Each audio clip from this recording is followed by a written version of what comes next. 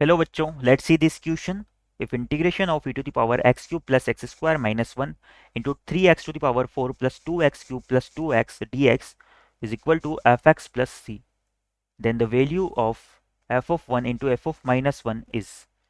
तो बच्चों, इस क्वेश्चन में हमें given integration f x plus c के इक्वल दिया हुआ है और क्वेश्चन में हमें F of 1 into f of minus 1 की वैल्यू फाइंड आउट करनी है।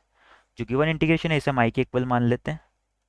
Late our I is equal to integration of e to the power x cube plus x square minus 1 into ये हो जाएगा 3x to the power 4 plus 2x cube plus 2x dx के equal. Now बच्चों, इस integration को solve करने के लिए हम क्या करते हैं,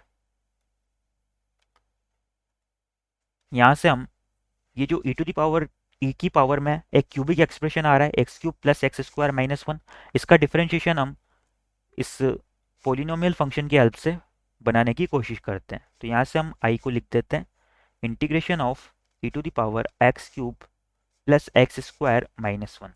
मैं इन्हें दो अलग अलग टर्म के रूप में डिवाइड कर लेता हूँ। इस 2x को अलग से लिख लेते हैं और इस वाले एक्सप्रेशन को अलग से लिख लेते हैं।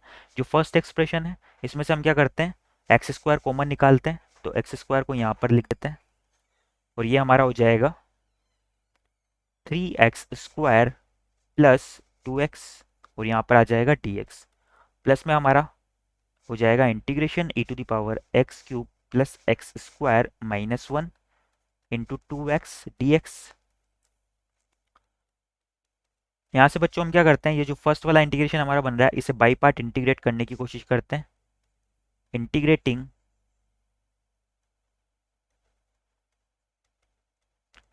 By parts we have. तो यहाँ से हम इसे जब बाई पार्ट इंटीग्रेट करते हैं तो आई हमारा किसके इक्वल हो जाएगा, यहाँ पर एक्स स्क्वायर को क्या करते हैं, फर्स्ट फंक्शन मान लेते हैं और जो रिमेनिंग पार्ट है e to the power X के साथ उसे सेकंड फंक्शन मान लेते हैं। तो ये हमारा हो जाएगा फर्स्ट इंटीग्रेशन ऑफ सेकंड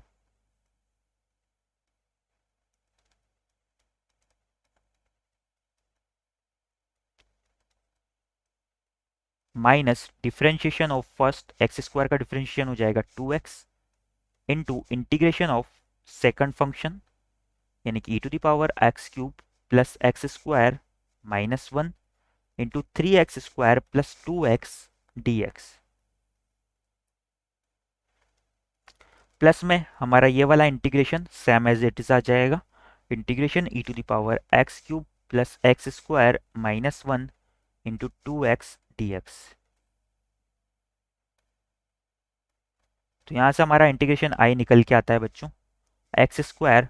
अब इसे देखें यहाँ पर तो e टू द पावर की टर्म में, e की पावर की टर्म में जो क्यूबिक एक्सप्रेशन है इसे हम t के इक्वल माने, अगर X cube plus x square minus 1 equal to T, तो इसका डिफरेंशिएशन यानी कि 3x स्क्वायर प्लस 2x ये हमारा यहाँ पर नीचे है, तो 3x square plus 2x dx हमारा क्या हो जाएगा, dt के इक्वल हो जाएगा। तो ये वाला इंटीग्रेशन हमारा e to the power t dt की फॉर्म में बन जाएगा, जिसका इंटीग्रेशन हमारा क्या हो जाएगा e to the power t, यानी कि हम लिख सकते हैं e to the power x cube plus x square minus 1। ये इस इंटीग्रेशन की वैल्यू आ जाएगी। माइनस में हो जाएगा इंटीग्रेशन 2x, यहाँ पर भी हमारा सेम इंटीग्रेशन बन रहा है, तो ये भी क्या हो जाएगा e to the power x cube plus x square minus 1 और dx एज इट इज आ जाएगा। नाउ लास्ट वाले एक्सप्रेशन की बात करें तो यह है e to the power x cube plus x square minus 1 into 2x dx। यहाँ से अगर हम सेकंड इंटीग्रेशन और लास्ट इंटीग्रेशन को देखें तो ये दोनों हमारे सेम आ रहे हैं विथ अपोजिट साइंस, तो ये आपस में कैंसिल हो जाएंगे। तो हमारा फाइनली आई क्या निकल के आता है, यहाँ पर हमने इसका इंटीग्रेशन किया तो आर्बिट्रेरी कांस्टेंट एक्स सी भी लिख देते हैं। तो यहाँ से हमारा आई फाइनली निकल के आता है x square E to the power x cube plus x square minus 1 plus arbitrary constant C. और क्वेश्चन में हमें ये किसके इक्वल दिया हुआ है बच्चों, एफ एक्स प्लस सी के इक्वल दिया हुआ है। तो यहाँ से इन दोनों को कंपेयर करें तो हमारा एफ एक्स किसके इक्वल आ जाएगा, X square E to the power x cube plus x square minus 1 के। नाउ क्वेश्चन में हमें फाइंड आउट करना है F of 1 into f of minus 1। तो यहाँ से एफ ऑफ 1 की वैल्यू क्या आ जाएगी, ये आ जाएगी 1 का square 1 into E to the power 1 plus 1 minus 1 यानी कि ई टू द पावर 1 के equal. Similarly F of minus 1 को फाइंड आउट करें तो ये आ जाएगा माइनस 1 का स्क्वायर यानी कि 1 into E to the power -1।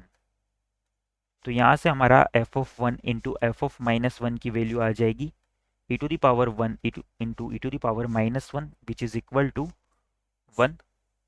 यानी कि इस क्वेश्चन के रिगार्डिंग 1 जो है हमारा फाइनल आंसर हो जाएगा। Our final answer is equal to 1. I hope you understand it well. Best of luck.